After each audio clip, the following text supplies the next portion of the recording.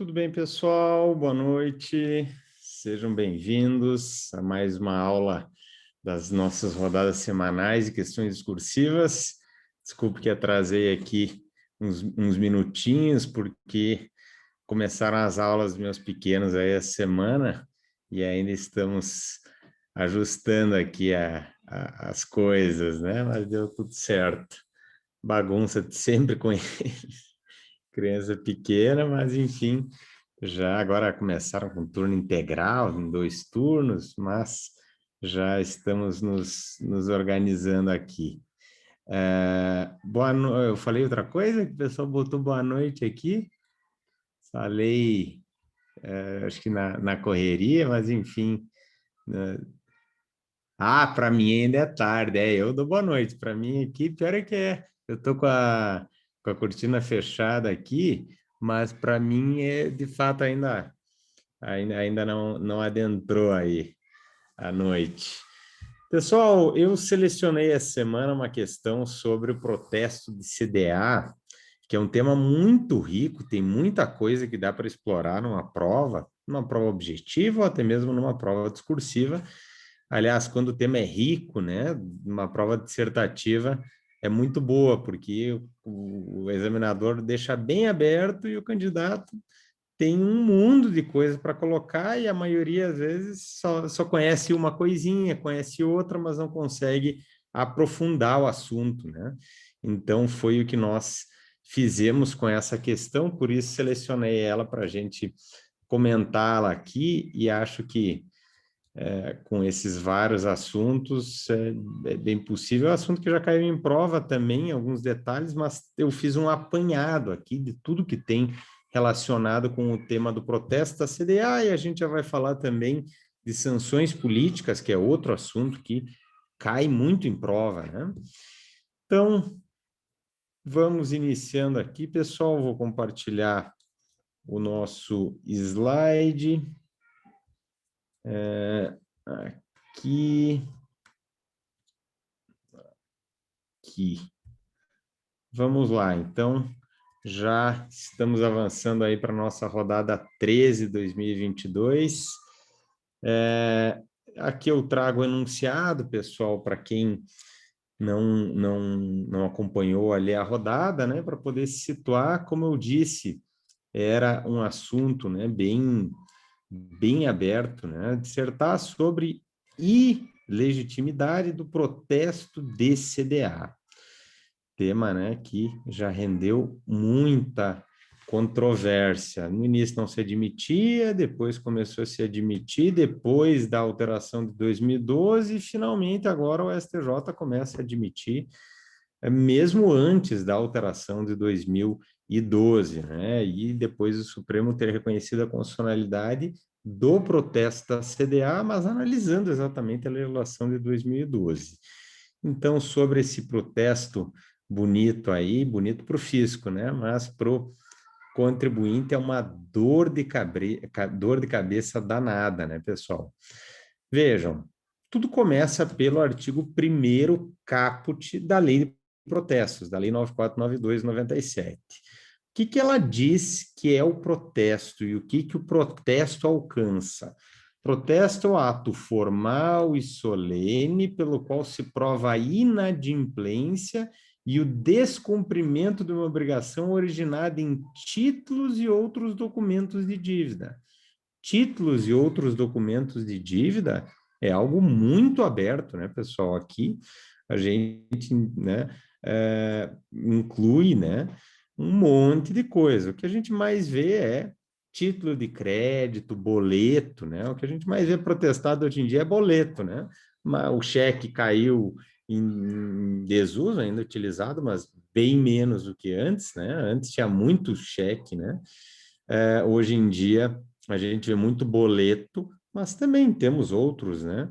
Títulos de crédito que são utilizados aí pela prática, né? Nota promissória, a gente vê, letra de câmbio é coisa mais para cair em prova, né? Mais para ler nos livros, mas também se usa outros conhecimentos, né? De transporte, de depósito.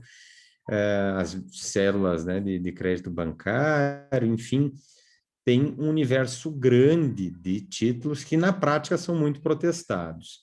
A CDA, nós sabemos que a dívida ativa da Fazenda Pública, União, Estados, Distrito Federal, municípios e as entidades de administração indireta de direito público, em particular, a dívida ativa pode ser tributária ou não tributária. A lei financeira prevê, notadamente a 4.320, né, de 64, embora outras leis, a lei 8.213 também prevê a possibilidade agora, né, antes não previa, a gente até estudo no previdenciário, toda a discussão jurisprudencial, a questão de inclusão em dívida ativa de valores pagos a maior para assegurados ou dependentes. Enfim, né, a gente tem que ter lei para inserir em dívida ativa. A jurisprudência já reconheceu descabido, isso aconteceu muito, em caso de responsabilidade civil. Digamos que o cara bateu num veículo ali oficial, fazia um processo administrativo, o cara não pagava, inseria em dívida ativa para extrair uma CDA e entrar com a execução fiscal. Pessoal, tem que ter autorização legal para incluir a dívida como dívida ativa, porque o grande ponto da inclusão em dívida ativa é extrairmos a CDA, que é a certidão de dívida ativa, a qual é um título executivo judicial, mas que não passa por um processo de execução lá do CPC. Ela é prevista no CPC, inclusive, como título executivo extrajudicial também, está lá no rol do 784. Mas a peculiaridade é que a CDA instrui a execução fiscal, Lei 6.830, que tem um rito próprio, tem regras próprias. E aí, pessoal, quanto a isso, com a execução fiscal, né, com a inclusão em dívida ativa, nós podemos gerar a CDA para promover a execução fiscal, que é o meio por excelência, o meio próprio para a cobrança de dívida ativa. Antes de 2012, alguns entes começaram a efetuar protesto de CDA. Por que isso começou a acontecer, pessoal? Você já pode entrar com a execução fiscal, já pode tocar um bacenjude no cara, né, de imediato, não precisa, como primeira medida, não precisa exaurir nenhuma tentativa de busca de bens. Se não pagou nem nomeou a penhora nos 5 dias, bacenjude nele. Por que o físico vai protestar e não vai entrar com essa ação que é tão expedita, né, e tão efetiva e tão invasiva, permite, né, essa invasividade de um processo de execução? Porque o fisco começou a ver que não valia a pena executar, entrar com uma execução fiscal de qualquer valor. É necessário que haja um valor mínimo, do contrário, não justifica o pagamento de todos os custos envolvidos com uma execução fiscal, inclusive, né, custos indiretos. A gente poderia imaginar em relação a isso, né, pessoal? Nós temos um número de advogados públicos para entrar no âmbito federal, procurador da Fazenda Nacional, para entrar com as execuções fiscais. Ao entrar com execuções fiscais, tem ali a força de trabalho, claro, é sempre limitada. E a gente tem devedores que devem 2 bilhões, tem devedor que deve 100 milhões, tem devedor que deve 200 mil e tem devedor que deve R$ 1.500, inscrito em dívida ativa com uma CDA respectiva. Fisco, pouco a pouco, foi identificando isso, né, e trazendo para o plano legal marcos mínimos para o ajuizamento da execução fiscal. No âmbito federal, isso aconteceu, no âmbito dos estados também, no âmbito dos municípios, muitos, né, também previram essa análise de custo-benefício de uma execução fiscal. No âmbito federal começou em 1.000, foi para 2.500, foi para 10.000 e hoje está em R$ 20.000, pessoal.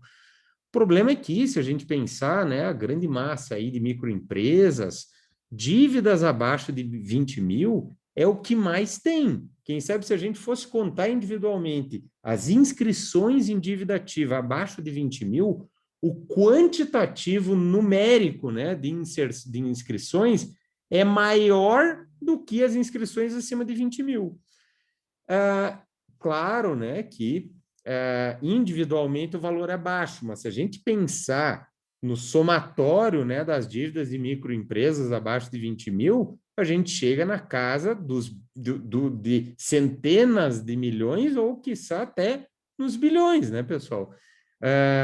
Então, vejam, aliás, eu lembro na época que eu estava na PFN, o estoque da dívida ativa, à época, era de 400 bilhões de reais. À época, né? Eu saí de lá nos idos ali de assumir a magistratura federal em 2007, né? Então, de lá para cá, imagine o tanto que mudou com inflação e com correção. Claro que a maioria é dívida podre, se diz, né? Porque muito ali da dívida ativa que não se conseguiu recuperar, que ainda está lá formalmente, né? Mas muito recuperável, né? Tendo uma boa estratégia. E em termos de estratégia, se viu, ora, a gente não pode entrar com execução fiscal, mas a gente tem que cobrar isso aí de algum jeito. Isso tem que trazer arrecadação. Aí veio a brilhante ideia de protestar a CDA. Por que o protesto é tão eficiente, né, pessoal? Porque não é só protesto. Protesta, claro que no comércio muitos vão lá verificar se fulano, vou fazer um negócio com fulano, eu vou ver se ele tem títulos protestados. Isso, no entanto, não é o que a grande massa faz. Mas a partir do momento em que o protesto leva também a inclusão num Serasa, num SPC, aí a coisa complica para o devedor ainda mais. E aí eu digo para o devedor comum, né? Para nós, consumidores, eventualmente, aí que temos alguma dívida protestada, porque essa inclusão em cadastros de restrição ao crédito é ruim, claro, é péssima para quem quiser comprar fazendo um crediário, né? O brasileiro, em geral, vive de crediário, inclusive aquele que vos fala. Aliás, brincavam comigo na época desde a época que eu estava no TRF, brincavam, o homem carnê, aí brincavam comigo, porque eu era assim, pessoal, eu lembro, ganhava na Caixa Econômica, meu salário era R$ 880. Eu gastava, pessoal, R$ 500 entre parcelamentos de televisão, tinha TV de 29 polegadas ainda, aquele baú, né? Não era nem a baú, mas de tela plana. Minha nossa, né? Já saiu, já comprei. Celular, comprei celular. DVD. Sei que juntava os parcelamentos, né? Da TV era quase 500. Eu lembro que na época era caro, né? E aí tinha mais celular, mais isso. Uns R$ 700 era de parcelamento. Cento e poucos eu gastava no restaurante universitário, né? E para mais alguma coisinha. Enfim, sempre fui, né? Dos carnês. O cara não consegue fazer um crediário, né?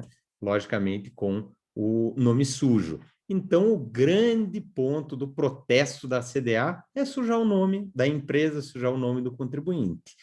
E aí o contribuinte, né, começou a questionar porque isso era antes não estavam cobrando nada, inclusive muita gente planeja, né, pessoal? Não, vou dever até ali, porque daí não entra com a execução fiscal, então dá nada, né? Só que começaram a protestar. Veio a discussão e o STJ dizia: não pode protestar CDA. Por quê? Ele não é um título da dívida também, que estampa ali uma dívida? Ele é, mas já tem execução fiscal, lei específica, meio próprio, com muitas vantagens para a fazenda pública, então tem que entrar com a execução fiscal. E aí, né, dentre outros argumentos que se trazia, né, dizendo que seria desproporcional, dizendo que violava o princípio da legalidade que rege a atividade administrativa, uma vez que não tem lei específica, a lei que existe é de execução fiscal, não tem lei específica, então não poderia protestar. Assim se construiu a jurisprudência do STJ. Depois disso, né, pessoal, veio uma alteração legislativa. O tema foi polêmico por um tempo no STJ, até começou a ter uma divergência, mas aí veio a Lei 12.767 de 2012, que previu textualmente no parágrafo único a possibilidade de protesto de CDA. E aí, mais claro impossível, né, pessoal? O que restou para os contribuintes? Discutir a constitucionalidade. O STJ, né, passou a mudar a jurisprudência depois da lei, mas ainda ficava uma dúvida quanto à constitucionalidade desse artigo 1º, parágrafo único da Lei de Protestos. Inverti aqui, pessoal, comecei a falar, esqueci da resolução na hora de montar aqui, enfim. Depois eu vou deixar para falar no final, vamos falar do assunto aqui, depois eu volto e faço, que normalmente a gente faz no início, acabei pulando aqui, porque na hora de colocar o slide, coloquei equivocado. Pessoal, então a discussão foi sobre a constitucionalidade. Mas qual é a discussão técnica em relação à constitucionalidade do protesto de uma CDA? É que no direito tributário em particular, embora CDA envolva dívida tributária, dívida ativa não tributária, a discussão por envolver dívida tributária caiu para o tema da sanção política lá no direito tributário. O que é isso, pessoal? Não tem nada a ver com política propriamente dita, né? Sanção política são casos em que a jurisprudência vai dizer, olha, estão cobrando indiretamente o contribuinte de uma forma ilegítima, de uma forma incompatível com a Constituição. Então, aqui, né, a gente tem o exemplo clássico, né, das 3 súmulas do STF, 70, 323 e 547. Vejam, tem meios indiretos de coerção do contribuinte para que ele pague o tributo que são legítimos, e tem meios indiretos de coerção do contribuinte para que ele pague o tributo que são ilegítimos. Esses meios ilegítimos são as sanções políticas, tá? O que a gente pode citar como meio, o que é o meio direto, né, pessoal? Entrar com a execução fiscal. Como meio indireto legítimo, a gente já tinha, né, outros meios que a jurisprudência admitia e outros que também julgou depois e admitiu. Exigir CND para participar de licitações. Isso é um meio indireto. Se o cara não está em dia com o fisco, né, não pode participar de licitações, o ramo dele é aquele, então é um meio indireto de forçar ele a pagar o tributo sem, né, gerar ele de ponta cabeça aqui, né, como na imagem. Mas é essa a ideia, né, pessoal? Por outro lado, né, pessoal, a jurisprudência começou a analisar outros casos. A gente poderia pensar em apreensão de mercadoria quando vem do estrangeiro. O cara fez lá a declaração no Siscomex, uma importação, e colocou um valor que ele tinha que pagar, é tributo sujeito a lançamento por homologação. E vai o auditor da Receita Federal e diz, negativo, não é esse valor a mercadoria, tu botou 10 mil aqui e, na verdade, vale 100 mil, tu subfaturou, né? Então, o tributo é muito maior. Apreende-se essa mercadoria, enquanto não pagar, não liberamos. Isso é sanção política, é meio ilegítimo. O Supremo disse, não, é legítimo sim, pode, por conta, né, das peculiaridades ali do comércio internacional e da impossibilidade, muitas vezes, de cobrar esse valor. Se alguém que importa e que não é contribuinte habitual, né, tem que pagar o imposto de importação. Se puder levantar a mercadoria para depois discutir se ele tem que pagar ou não, o cara some e nunca mais vão conseguir cobrar, né? Notadamente quando não é alguém que opera nisso com frequência, um comprador ali eventual. Por outro lado, várias outras situações são consideradas sanções políticas. Interdição de estabelecimento que deve para o fisco. Súmula a 70, né? Cuida disso aí. Tem várias outras, né? A apreensão de mercadorias. Tá devendo, nós vamos lá na tua empresa e vamos levar teu estoque. Meio indireto, enquanto não pagar, não devolvemos. Não estão dizendo que vão ficar com aquilo. Bom, enquanto não pagar, a gente não devolve. Ou então, tu não pode emitir nota fiscal, que é imprescindível, né? Para o cara comprar, para vender ali a mercadoria dele, enquanto tu efetivamente não estiver em dia com o fisco.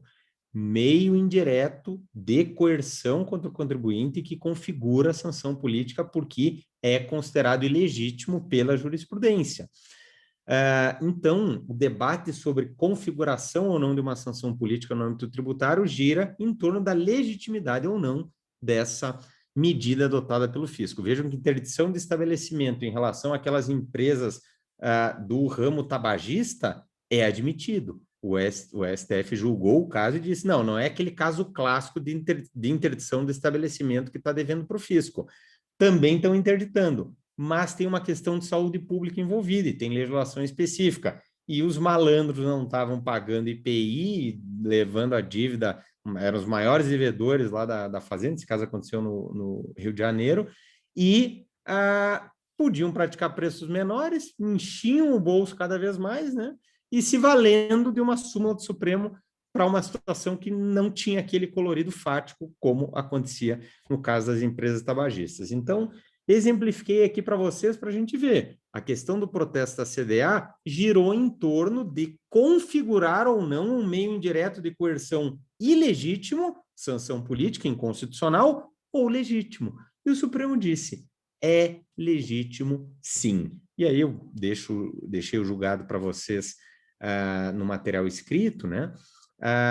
O Supremo dizendo, né, que passa pelo crivo de proporcionalidade com folgas, né? Tem a previsão legal, a lei é constitucional, porque o gasto, né, envolvido sobretudo com dívidas, ele analisou essa situação, dívidas de pequeno valor, não justifica uma execução fiscal, mas ao mesmo tempo, né, não é uma restrição indevida ao contribuinte que é inadimplente, isso é uma questão também, né, de tratar o contribuinte inadimplente de uma forma diferente que é tratado o contribuinte que não deve nada, né, que claro, não vai ter ali um protesto, não vai ter outro tipo de medida, né, mas se ele está inadimplente, é uma medida adequada, uma medida eficaz, né? Uma medida necessária, que não é excessiva e que, essa foi a visão do Supremo, é plenamente admitida. Então, esse ponto, né, a gente também tinha que referir na resposta o julgamento do Supremo na ADIM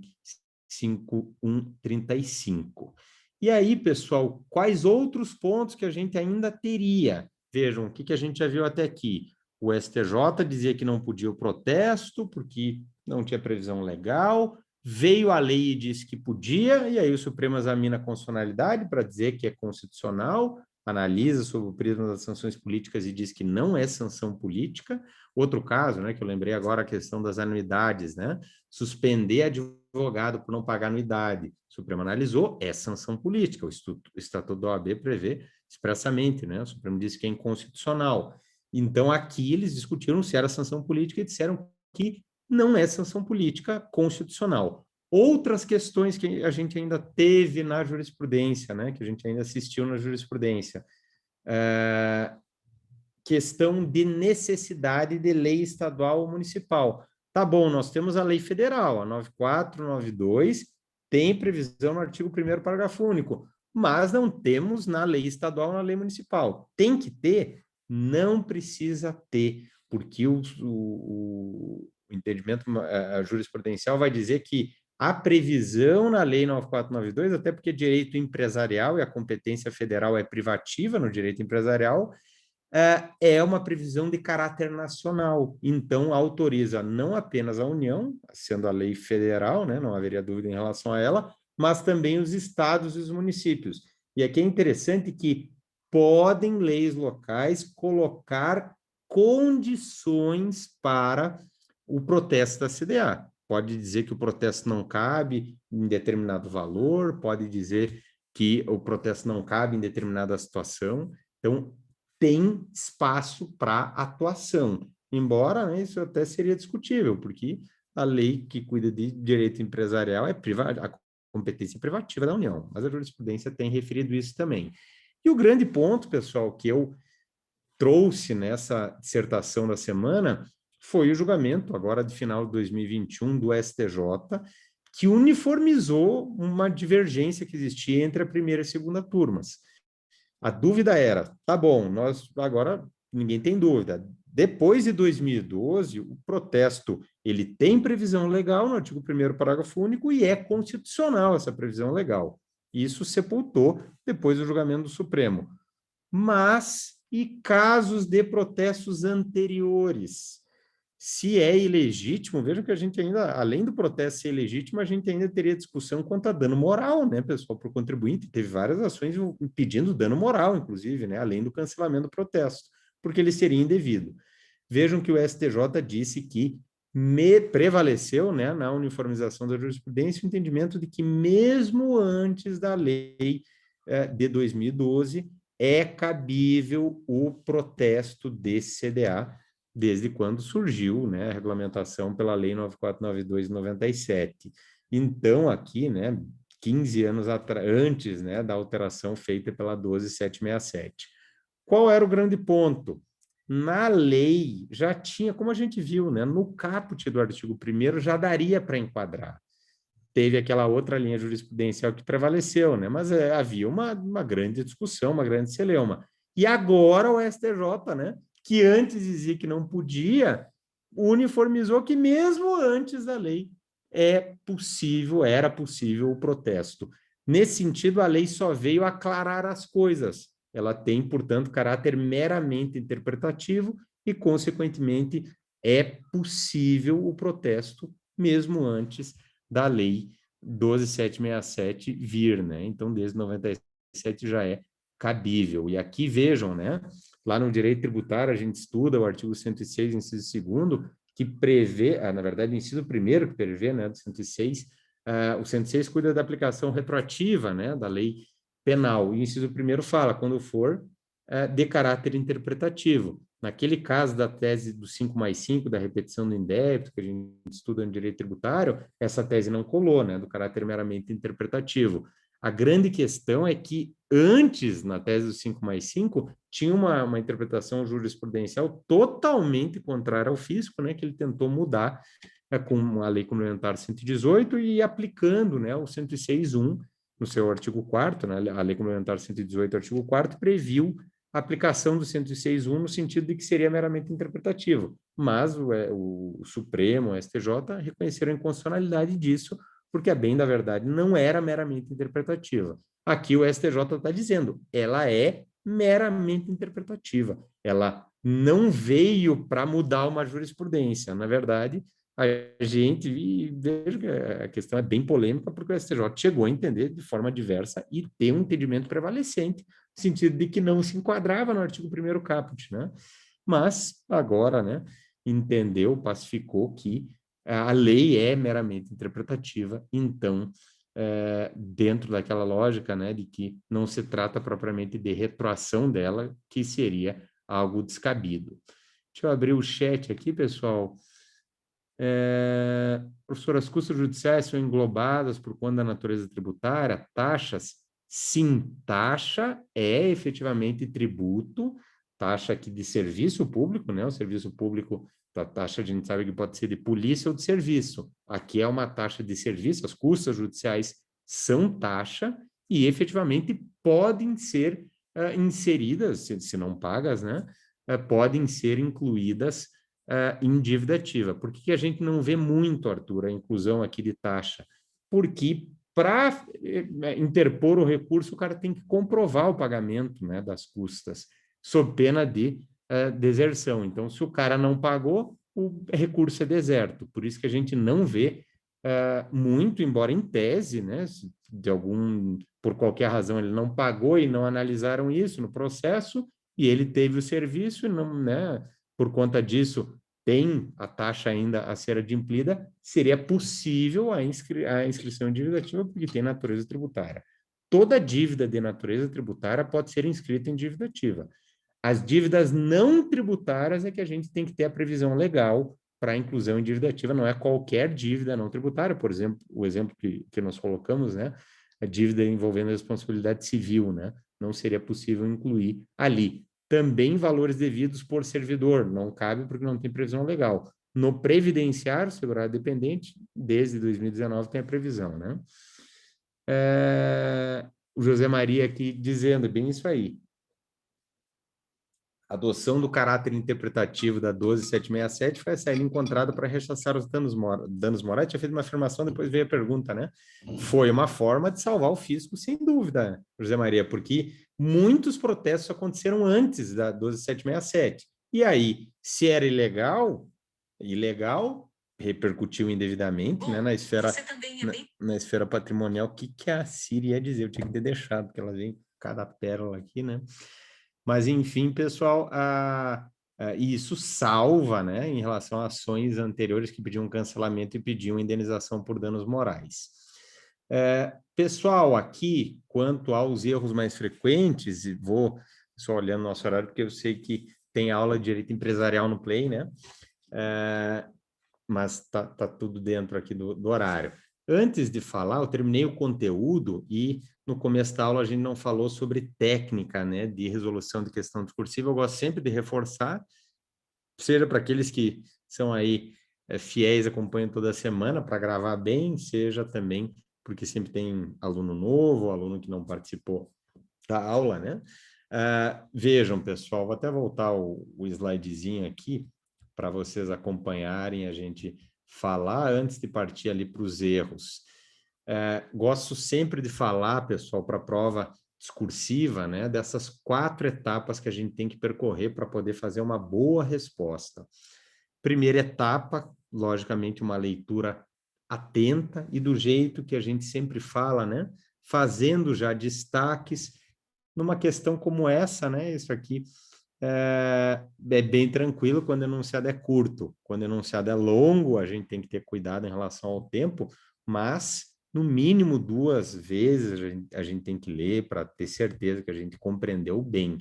Aliás, é muito comum, um erro muito frequente que eu vejo nas correções aqui de questões discursivas, é o pessoal que foge do tema, pessoal. Não, ou então, o enunciado pede para dizer é sim ou não, o cara só fala em tese. Isso, né, numa prova de concurso é para zerar, né? Ou o seu examinador é bonzinho, ele ainda dá uns pontinhos, mas com certeza, se é para dizer sim ou não e o cara só fala em tese, bom, não tem, né? Tu não consegue criar um raciocínio jurídico para chegar numa conclusão, né? Que jurista que tu quer ser, né?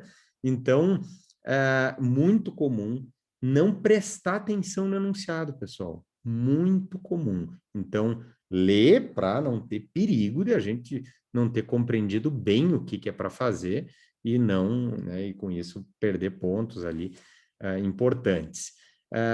Um caso como esse, uma dissertação é bem aberto, né, bem mais tranquilo.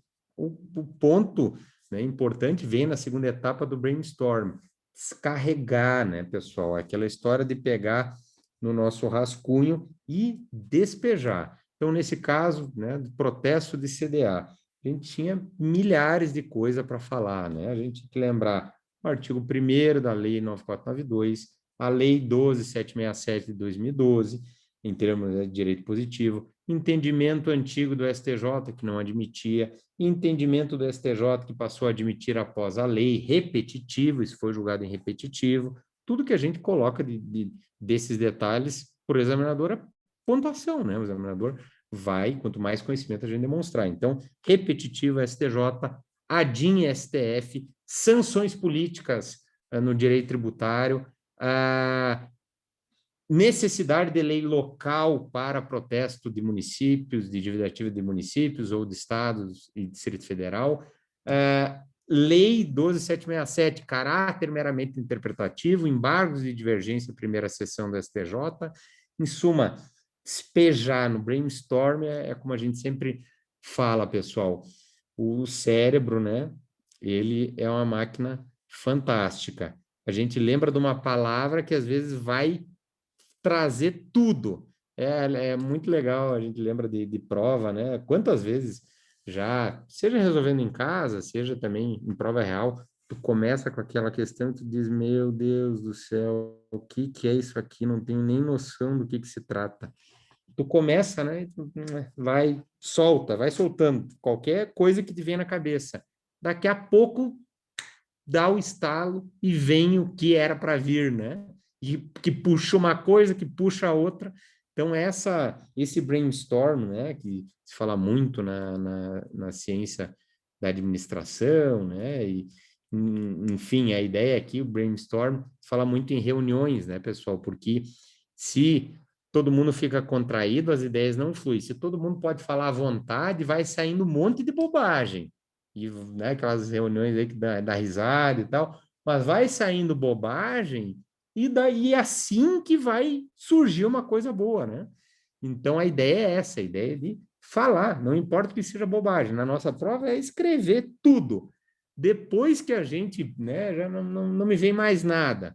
aí eu vou montar o projeto da minha resposta. Aquela analogia que a gente sempre faz. É igual na engenharia, né? Você pega um projeto arquitetônico falho, com pouco detalhamento, a execução vai dar problema. Pobre do engenheiro, né? Tem que ficar ligando lá para o arquiteto toda hora, porque está cheio de brecha aqui aquele projeto, e na hora de executar tem 1001 dúvidas, né? Se o projeto está bem feito, a execução, o cara não precisa ligar para o arquiteto prepara o projeto e esquece. Pega lá um cara que sabe executar, ele nem liga, ele consegue executar e fica perfeito como era para ficar. Então, o projeto arquitetônico, o esqueleto da resposta, uso as duas analogias, né?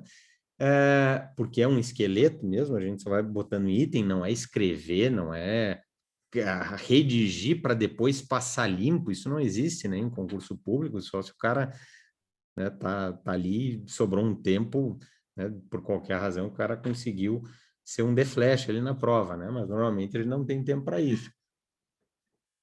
E digo, eventualmente, numa questão, o cara tá com 1 hora e só tem uma questão, não, vamos dar o luxo aqui de fazer um rascunho para caprichar essa aqui e depois passo a limpo. E ainda assim o cara tem que cuidar. Mas vejam, depois do brainstorm, eu vou pegar essa bagunça e eu vou organizar. Então, eu vou começar dizendo, né?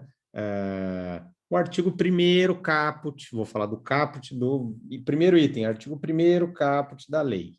O STJ interpretando, aí vou botar interpretação STJ. Aí depois isso no primeiro parágrafo, né? Boto os 2 itens, primeiro parágrafo. Segundo parágrafo, aí eu vou colocar os itens.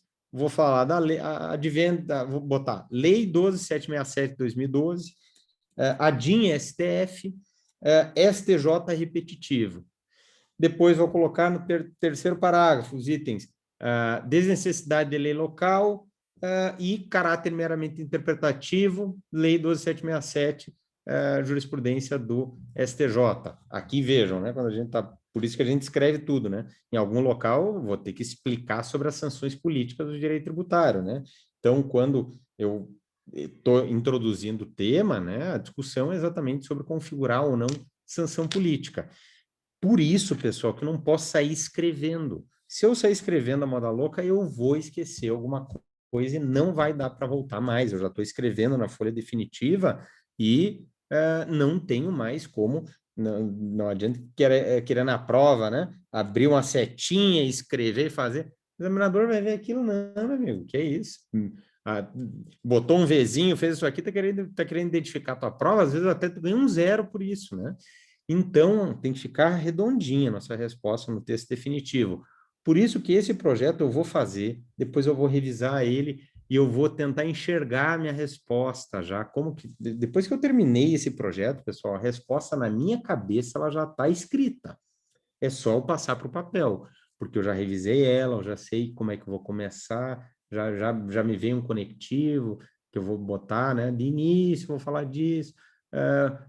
Não obstante, vou falar da lei, no advento da lei 12.767.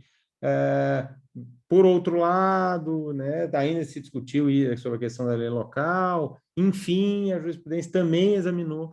Então, a minha resposta já está na minha cabeça. Na hora de executar, é o filé, é ali que a prova já está definida. Minha aprovação já está definida se eu fiz um bom projeto e se eu venho treinando, como a gente incentiva e faz aqui no Emages, treinando prova dissertativa, porque em matéria de redação jurídica o céu é o limite, em matéria de vocabulário jurídico o céu é o limite, então treino.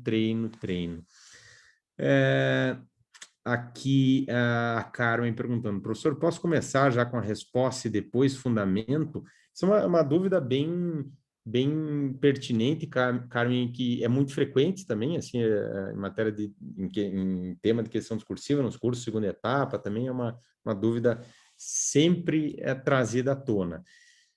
Vejam, eu particularmente, né, num caso aqui como esse, é dissertativo, então a gente não tinha uma resposta. Agora, se é uma resposta que pede um sim ou não, e a gente já analisou aqui várias questões discursivas assim, eu, particularmente, preferiria começar com um sim ou não, se eu tiver segurança na resposta, tá?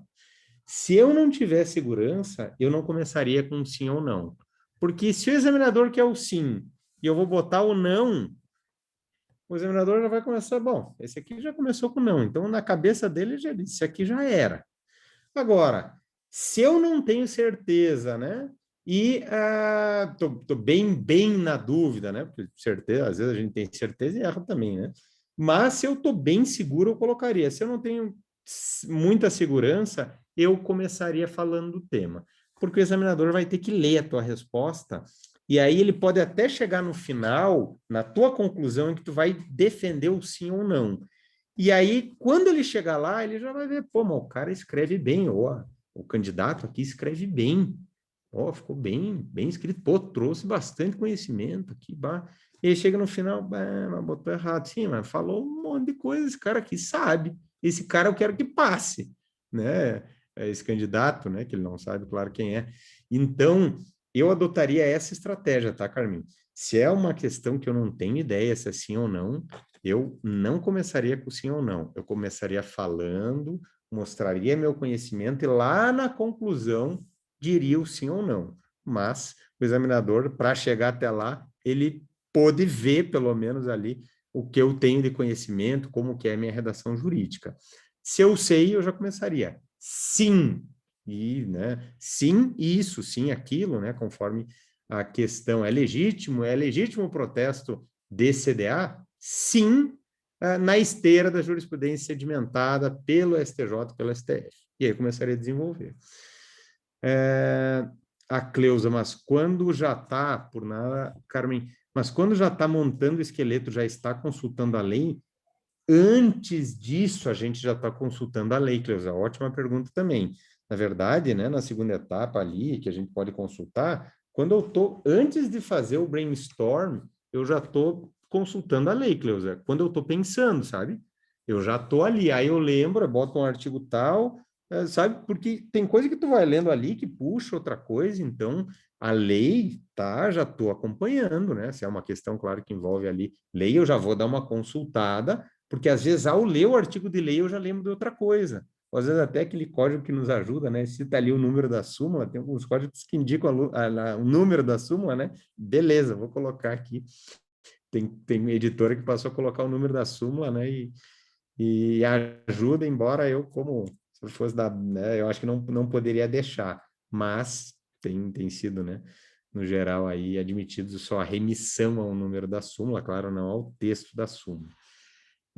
Então, pessoal, sobre técnica, né? Repasso aí com vocês para a gente, a repetição, né? E o treino que faz a gente aperfeiçoar essa nossa técnica, que, como eu disse, o céu é o limite em matéria de técnica de prova discursiva. O céu é o limite em matéria de redação jurídica. O céu é o limite em matéria de vocabulário jurídico. Todo dia a gente lendo, né, seja no trabalho ou lendo, né, uma obra, um julgado, a gente vê palavras que diz, bah, essa palavra aqui caiu bem no texto, né? Vou copiar, vou colocar nos meus textos. Só para citar, né? Minhas sentenças, sempre gosto de usar o esse o quadro no final. Não gosto do ante o exposto, nem face ao exposto, né? Que a gente até já comentou aqui, os erros ali gramaticais envolvendo o dispositivo. Na prova de sentença da semana passada a gente estava falando, né? Agora, o quadro, de onde que eu tirei? Os votos do Sepúlveda do Pertence. Pertence era a marca registrada dele, né? Eu sou fã do Sepúlveda, né? Era brilhante, né? Ele discutindo, então era no plenário lá da TV Justiça. Mas, enfim, a gente vai incorporando e o céu é o limite. Para a gente finalizar, então, com os erros aqui mais frequentes, pessoal, no conteúdo jurídico. Muito comum, pessoal, impressionante. Daria para dividir assim, quase a metade dos alunos não citam os dispositivos legais envolvidos com a discussão. Vão perder ponto de graça, pessoal, de graça.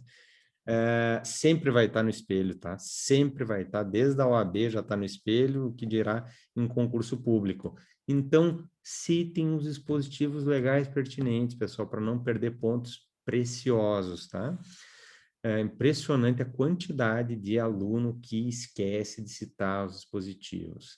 Alunos que só citaram o entendimento jurisprudencial na matéria, o cara só falou da constitucionalidade. Não satisfatório, né, pessoal? Ah, né? Sei que é constitucional, então nota 10.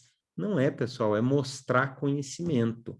O examinador só tem ali, ele não sabe que tu sabe tudo, né? Ele não tem conhecimento do teu conhecimento. Então, tu tem que despejar tudo ali, né? E a gente viu aqui que tinha vários julgados, toda uma evolução jurisprudencial para comentarmos. Alunos que não conheciam esse entendimento da primeira sessão do STJ, que foi o que levou, né, a trazer a questão e com toda, né, todas essas outras questões também que vieram de carona, né, para a gente lembrar. Então, quem não conhecia já também teve um desconto violento ali na nota, porque ao fim e ao cabo, né, a banca quer atualização, a banca quer saber do teu, do quão atualizado tu tá sobre as discussões. Na redação jurídica, pessoal, deixa eu só abrir o chat aqui. Excelente ministro, exatamente. Não, você é povo ali dos clássicos. Tinha uns caras bons, vou te dizer. Pessoal, protesto aqui, sempre trago alguns exemplos de erros mais frequentes, tá? Erro de concordância, e esse erro aqui da primeira frase é muito comum. E eu digo para vocês, erro que eu cometo na prática também, redigindo ali votos, decisões. Se a gente não revisa, né? Eu antes de assinar uma decisão, eu reviso pelo menos 2 vezes, né? Eu redijo, depois eu reviso e depois eu reviso de novo. E pego no pé também, né? Entre aspas, né? Sou, me dou muito bem, né? Com assessores e estagiários, enfim. Mas eu digo, ó, esse erro aqui, ó, é de não revisar, porque o pessoal escreve e já imprime, sabe? Ou já nem imprime, já manda antigamente, e ainda gastava mais papel. Já manda, né? Já concluso ali para analisar uma minuta. Com erros que, né? Eu costumo brincar, né? Se eu assinasse o que mandam para eu assinar, olha, já teria cometido alguma besteira nessa vida, sabe, pessoal? Porque tem que revisar, não existe né, mas eu tô 20 anos fazendo isso. Se tu não revisar, tu vai ter uns erros ali grotescos, tá? Que tu faz, o que dirá também dos outros, né? Que não é tu que faz. Então, vejam, o protesto de CDA pelas fazendas públicas são legítimas. Pessoal, o são é o mais, aqui ainda errou, né, a concordância de gênero, né, mas o erro, o mais comum é o erro aqui, ó. Esse aqui até errou duplamente, por isso que peguei essa frase. O protesto é o sujeito da oração. O protesto pelas fazendas públicas é legítimo. É erro, pessoal, muito frequente. E às vezes até não é porque a pessoa não sabe, é porque ela não revisou, tá? Então, cuidado com esses erros de concordância, porque olha, são poucas as respostas que passam ali sem um erro de português, tá, pessoal? E eu vejo que tem redações muito boas, mas com erros de português também por desatenção. Incluiu as certidões de dívida ativa expedida pelos entes federados. Vejam, aqui, se a gente só pensasse gramaticalmente, o expedida incluiu as certidões de dívida ativa, a dívida ativa que é expedida pelos entes, então não tem erro gramatical. Se a gente não pensar juridicamente, até daria para tentar salvar. O problema é que dívida ativa não é expedida, né, pessoal, pelos entes, não é o termo. Queria falar das certidões que são expedidas. A gente expede certidões, a dívida ativa a gente inscreve, e a gente tem que usar termos técnicos na resposta. Então, aqui, incluiu as certidões expedidas. Em alguns casos, algumas frases, se fica dúbio, muda, né, pessoal? Muda. Eu canso de escrever, eu digo, não, mas aqui, se interpretar de um jeito, parece que tem erro, né? Aí eu, não, vou para um jeito mais simples, que não fique dúbio, né? E refere-se a uma vantagem excessiva. O refere-se chama crase. O problema é que nunca vai crase antes de uma, nunca vai antes de palavra masculina, nunca vai também antes de um artigo indefinido, né, pessoal? Então, erro muito comum colocar, né, antes de verbo, colocar, antes, a partir de, colocar com. Então, eu sempre trago alguns exemplos, né? A gente vai toda aula vendo um pouco, né? E ao longo de um tempo, vocês, né, não vão cometer mais nenhum erro. Mas, em suma, né? Esse é um erro muito comum no emprego de crase. Eu sempre trago algum exemplo de crase diferente da rodada, porque erro de crase é impressionante, pessoal. Como tem erro de crase. E, de novo, gente que escreve bem, gente que eu vejo que tem bagagem, erro de crase. E, às vezes, erro básico que o examinador, sabe, assusta. Esse é o tipo de coisa que causa um desconto, mas o pior é a impressão que deixa no examinador. Enfim, pessoal, terminamos aqui mais uma rodada. Acabei vendo aqui o horário, 19h30. Desculpe até que passei um pouquinho, mas enfim, né, vai dar para começar aqui. Usar o verbo ter com o sentido de haver, existir, também é muito comum. Sim, exatamente, Gustavo. E a questão, né, o erro com o uso do haver os erros, né, são muito frequentes, né? Muito frequentes de utilizar usar concordância, né? Haviam precedentes, haviam no sentido de existir, é sempre inflexível, né? Nunca vai concordar. Então, havia precedentes nesse sentido. O erro com havia e o existir concorda, né? E aí bota o existir e não concorda. Então, outro bom, Gustavo, para a gente pegar também aqui, semanalmente eu vou pegar alguns exemplos e colocar para a gente estar falando aqui. Beleza, pessoal? Então, ótima aula aí para vocês de Direito Empresarial. Fiquem com Deus, um abraço e até a próxima.